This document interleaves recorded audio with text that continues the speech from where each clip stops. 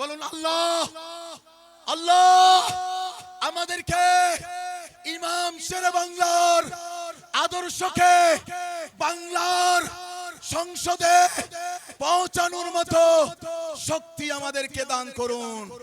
বাবাজি শেরে বাংলা কিবলায়ে আলম দুনিয়ার জমিন থেকে সাধারণ মানুষের অন্তরালে চলে যাবেন।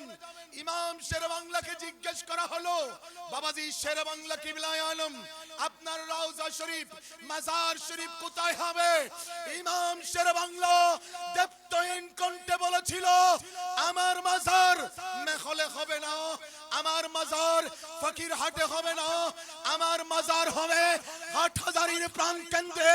আমি যেই জায়গা খরিদ করেছি এই জায়গায় আমার মাজার হবে, কারণ আমি যেই মুস্তাফার সম্মানকে, যেই নবীর ইয়া নবী সালামকে, যেই মুস্তাফার সম্মানকে প্রতিষ্ঠা করার জন্য আমি শেরে বাংলা জীবন যুদ্ধ করেছি। তোমরা মনে করবে না শেরে বাংলা মরে গিয়েছে। আমি শেরে বাংলা হাটহাজারীর ময়দান থেকে মাজারের নিচ থেকে বাতিলদের সাথে কিয়ামত পর্যন্ত যুদ্ধ করতে থাকব।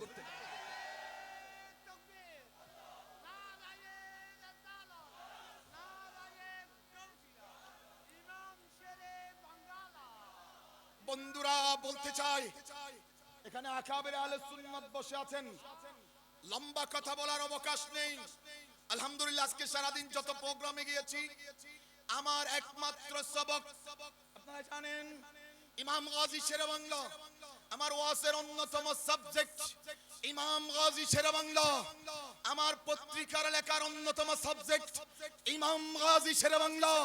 আগামীকাল পূর্বদেশ এবং দৈনিক সাঙ্গুতে ইমাম গাজী বাবাজী শেরে বাংলার জীবনীর উপর আমি গুনাহগারের একখানা আর্টিকেল আমি লিখেছি, যেটার শিরোনাম ছিল দুর্নীতি মুক্ত জনবান্ধব জনপ্রিয় জনপ্রতিনিধি ছিলেন আল্লামা ইমাম গাজী শেরে বাংলা। ঠিক কিনা? 17 বছর চেয়ারম্যান। খুব মনোযোগ, কথাটা খেয়াল করবেন। আমি আকাবের আহলে সুন্নাতের কদমে হাত রেখে বলছি, আমার বাবাজি ইমামে পাক ইমাম গাজী শেরে বাংলা কেউ বলছেন 14 বছর, কেউ বলছেন 17 বছর। ইমাম শেরে বাংলার 17 বছর চেয়ারম্যানের জীবনে 1 টাকার দুর্নীতি করার কোন প্রমাণ আছে? হাত তুলে বলুন না আছে। তাহলে যদি ইমাম গাজী শেরে বাংলা কিবলাকে হাটহাজারীর বুকে, হাটহাজারীর এই বুক থেকে চট্টগ্রামের জমিন লাল দিঘির পারে কোন শেরে বাংলার ওই স্মৃতি ধরে আছে, আন্দর কিল্লা শাহী জামে মসজিদ ইমাম শেরে বাংলার বিরুদ্ধের প্রমাণ বলতে চাই বর্তমান প্রজন্মের কাছে ইমাম শেরে বাংলাকে তুলে ধরার জন্য ইমাম শেরে বাংলার আওলাদে পাকদের কাছে আমাদের অনুরোধ থাকবে, জাতীয়ভাবে শেরে বাংলাকে গবেষণা করার জন্য গবেষণা সেল গঠন করা হোক। ঠিক কিনা?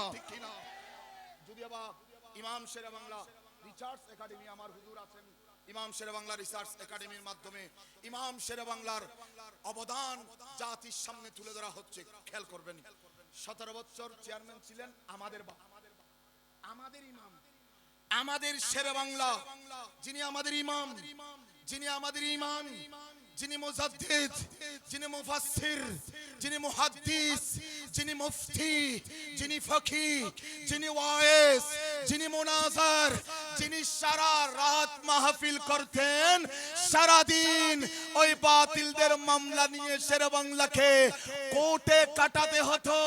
যেই শেরে বাংলা 14 বছর চেয়ারম্যানিতে 1 টাকা দুর্নীতি করেনি, সেই শেরে বাংলার সন্তানরা বাংলার সংসদে গেলে 1 টাকার দুর্নীতি হবে না। ঠিক কিনা? হাত তুলে বলুন ঠিক না বেঠে?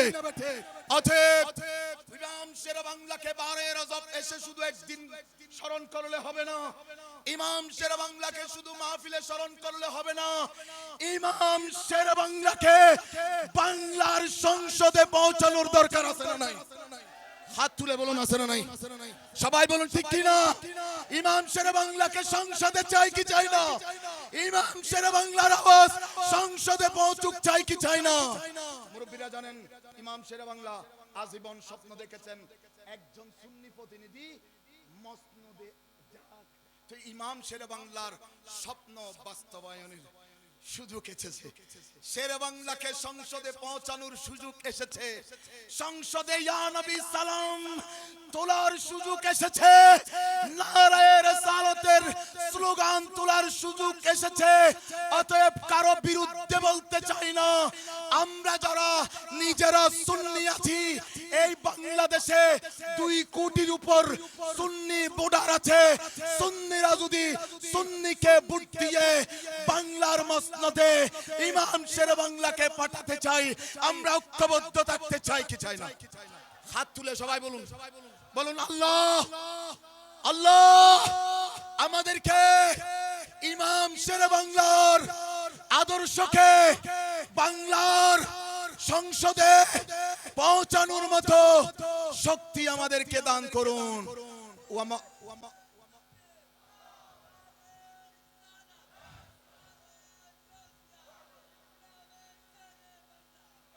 ইনশাআল্লাহ আজিজ, অনেকেই যোগ্য আছেন, আমি কারো নাম ধরছি না, সকল যোগ্যরা শেরে বাংলার আওয়াজটা বাংলার মসনদে তুলবেন।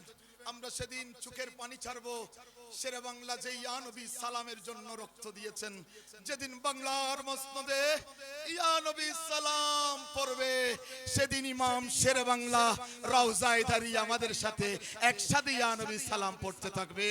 সেই প্রত্যাশায় শেষ করছি। ওয়ামা আলাইনা ইল্লাল বালাগুল।